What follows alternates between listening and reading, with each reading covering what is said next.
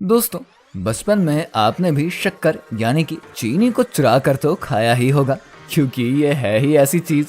वैसे आज पूरी दुनिया में इसको यूज किया जाता है। चाय, कॉफी, कई तरह की मिठाइयाँ और सभी मीठा खाए जाने वाले चीजों में चीनी का यूज किया ही जाता है। आपको चीनी घर में आसानी से मिल भी जाती है और अगर किसी समय ये खत्म हो भी जाए तो आप दौड़ कर बाजार से इसको खरीद कर ले ही आते हैं। लेकिन क्या आपने कभी सोचा है कि आखिर बाजारों में इतनी सरलता से मिल जाने वाले शक्कर यानी कि चीनी को फैक्ट्री में कैसे बनाया जाता है? शायद आपको पता नहीं होगा। तो चलिए आज हम आपको बताते हैं कि आखिर फैक्ट्री में शक्कर कैसे बनाई जाती है। तो चलिए वीडियो को हम शुरू करते हैं। लेकिन अगर आपको भी फैक्ट्री में चीनी बनाने का सारा प्रोसेस अगर जानना है ना, तो वीडियो को स्किप तो बिल्कुल मत कीजिएगा। दोस्तों, शक्कर को बनाने का सबसे पहला और इम्पोर्टेंट चीज रॉ मटेरियल यानी कि गन्ना है, जिसे कि किसान खेतों में उगाते हैं। गन्ने की पैदावार के लिए किसान खेत को अच्छे तरीके से तैयार करते हैं, जिसमें कि वो खेत की जुताई, खाद और पानी देकर गन्ने के सीड्स को खेत में लगा देते हैं। किसान अपने फसल की अच्छे से देखभाल करते हैं। जितनी अच्छी गन्ने की फसल और गन्ना होता है, उतनी अच्छी शक्कर भी तैयार हो जाती है। जब गन्ने की फसल पूरी तरीके से तैयार हो जाती है तो किसान फिर फसल की कटाई करते हैं। गन्ने की फसल की कटाई मशीन और हाथ दोनों तरीके से ही होती है। फिलहाल अब आधुनिक समय में गन्ने की कटाई का कटर मशीन यूज किया जाता है। खेतों में कटर मशीन से गन्ने की कटाई करने के बाद किसान गन्ने में लगी पत्तियों और उसकी जड़ को अलग करते हैं। फिर सभी गन्ने का बंडल बना दिया जाता है, जिसके बाद वर्कर्स गन्ने के बंडलों को ट्रकों और ट्रॉली पर लोड कर देते हैं। फिर लोडेड ट्रकों या ट्रॉली को फैक्ट्री तक लाया जाता है, जहां पर गन्ने को बड़ी बड़ी क्रेन की मदद से उतारा जाता है। फैक्ट्री में सबसे पहले गन्ने को क्रेन से उतार कर शेडर मशीन में लाया जाता है। इस मशीन की मदद से गन्ने को बारीक छोटे छोटे टुकड़ों में काट लिया जाता है। ये मशीन गन्ने का जूस नहीं निकालती है, बल्कि गन्ने को छोटे छोटे टुकड़ों में काट कर उसको फाइबर में चेंज कर देती है। अब इस गन्ने के फाइबर को रोलर मशीन के बीच से गुजारा जाता है, जिससे कि गन्ने के फाइबर में मौजूद जूस निकलने लगता है। ऐसे में 2 या 3 रोलर्स के बीच से गन्ने के फाइबर को गुजार कर इसमें गर्म पानी मिलाया जाता है और फिर इसे दोबारा से रोलर से गुजारा जाता है। इससे गन्ने के फाइबर में मौजूद 99% जूस मिल जाता है। इसके बाद निकले जूस को मशीन से छाना जाता है और जो वेस्ट निकलता है उसे फैक्ट्री में ही यूज कर लिया जाता है। इससे निकलने वाले वेस्ट को बैगसी कहते हैं, जिसे सुखाकर फैक्ट्री अपनी सभी ऊर्जा और बिजली बनाने के लिए यूज कर लेती है। इससे फैक्ट्री सभी ऊर्जा और बिजली की खपत के मामले में आत्मनिर्भर हो जाती है। अब तैयार इस जूस को बड़े से टैंकर में इकट्ठा कर लिया जाता है, जिसे कि रॉ जूस भी कहते हैं। यहाँ से रॉ जूस का सैंपल लैब में टेस्टिंग के लिए जाता है, जहाँ पर जूस के केमिकल कंपोजिट्स और शुगर कंटेंट को चेक किया जाता है। जब जूस की लैब टेस्टिंग हो जाती है, तब जूस को रिएक्शन टैंक में भेज दिया जाता है। रिएक्शन टैंक में रॉ जूस में लाइम यानी कि चूना उचित मात्रा में मिलकर सल्फर गैस छोड़ी जाती है। अब इस तैयार मिक्सचर को करीब 5 से 6 घंटों तक मशीन से मिलाया जाता है। इसी दौरान रॉ जूस की ब्लीचिंग और अल्कलाइजेशन की प्रोसेस शुरू हो जाती है, जहाँ पर इसे क्लैरिफायर टैंक में फिर भेज दिया जाता है।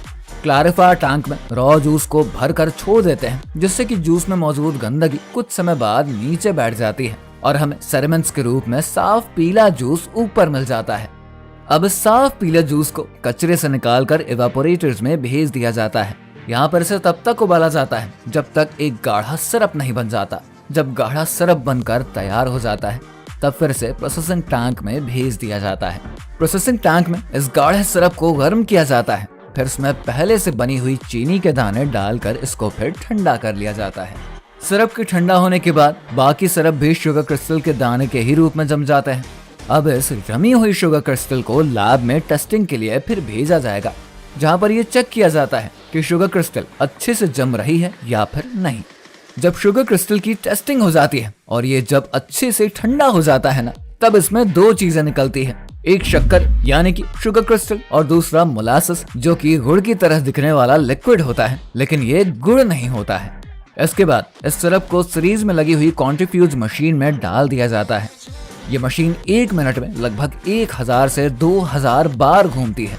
इस मशीन में एक बारीक छन्नी लगी होती है, जो कि शुगर क्रिस्टल को तो मशीन से बाहर नहीं गिरने देती है, लेकिन मोलासिस को मशीन से बाहर निकाल देती है। इस बाहर निकले मोलासिस में अब भी कुछ शुगर क्रिस्टल्स रह जाते हैं, इसलिए मोलासेस को कम से कम 2 से 3 बार कॉन्ट्रीफ्यूज मशीन से गुजारा जाता है, जिससे कि मोलासेस में से ज्यादा शुगर क्रिस्टल निकाला जा सके। जब मोलासेस का प्रोसेस कॉन्ट्रीफ्यूज मशीन में पूरा कर लिया जाता है ना, तब मिली हुई शुगर क्रिस्टल को कन्वेयर बेल्ट की मदद से आगे की प्रोसेस के लिए ड्रायर में भेज दिया जाता है। अब ड्रायर में शुगर क्रिस्टल को हल्के गर्म टेम्परेचर पर सुखाया जाता है। जब शुगर क्रिस्टल को ड्रायर में सुखा लिया जाता है तो हल्के भूरे रंग की फिर शुगर मिल जाती है, जैसे कि ब्राउन शुगर कहा जाता है। ड्रायर से सुखाने के बाद मिली ब्राउन शुगर को यूज नहीं किया जाता है। यहाँ से हमें रॉ शुगर मिल जाती है। अब इस रॉ शुगर को रिफाइनिंग के प्रोसेस के लिए फिर आगे भेजा जाएगा और रिफाइनिंग के बाद जो शुगर मिलती है उसे रिफाइंड शुगर कहा जाता है। रिफाइंड शुगर पाने के लिए फैक्ट्री से मिली रॉ शुगर को डिजिटल वाटर में घोल दिया जाता है। डिजिटल वाटर में रॉ शुगर को घोलने से शुगर क्रिस्टल्स अच्छे से पानी में घुल जाता है।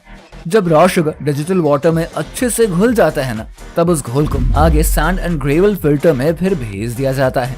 इस फिल्टर से शुगर क्रिस्टल के घोल को गुजारने से उसमें मौजूद सारी गंदगी, रेत और कंकड़ को छान लिया जाता है। इस प्रोसेस के बाद शुगर क्रिस्टल के घोल को डीकलराइजेशन टैंक में फिर भेज दिया जाता है।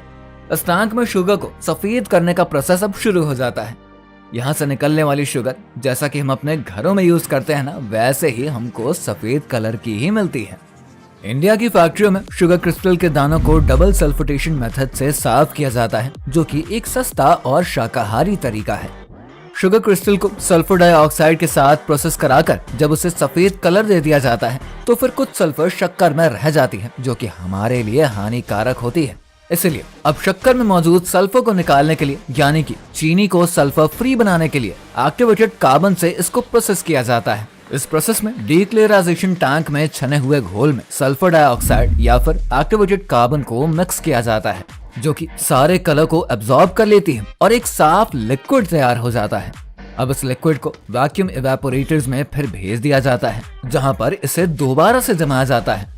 अब इस तैयार शुगर क्रिस्टल को फिर से कॉन्ट्रीफ्यूज मशीन में भेज दिया जाता है, जहां पर इस पर सेंट्रीफ्यूगल फोर्स जनरेट होता है। इस मशीन में बारीक छन्नी लगी होती है, जो कि भारी शुगर क्रिस्टल्स को, यानी कि व्हाइट शुगर क्रिस्टल को बाहर गिरने से रोक देती है। इसके बाद इसे रोटेटिंग ड्रायर मशीन से फिर गुजारा जाता है, जहां पर शुगर क्रिस्टल से नमी को दूर कर दिया जाता है, जिससे कि चीनी के दाने आपस में चिपके ना रहें। रोटेटिंग ड्रायर मशीन के बाद इसे बड़ी बड़ी वाइब्रेट करती हुई छन्नियों से छान लिया जाता है और फिर स्टोरेज एंड ट्रांसपोर्टेशन टैंक में इसको भेज दिया जाता है।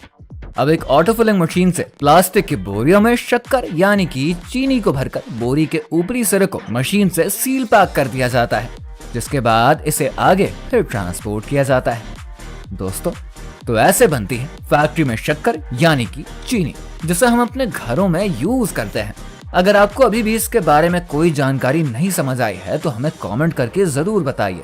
अगर आपको वीडियो पसंद आई है तो वीडियो को लाइक और शेयर करिए। अगर आप चैनल पर नए आए हैं तो चैनल को सब्सक्राइब करिए और बगल में मौजूद बेल आइकन के बटन को जरूर दबाइए, जिससे कि आपको हमारे चैनल पर आने वाले नए वीडियोस के अपडेट मिलते रहें।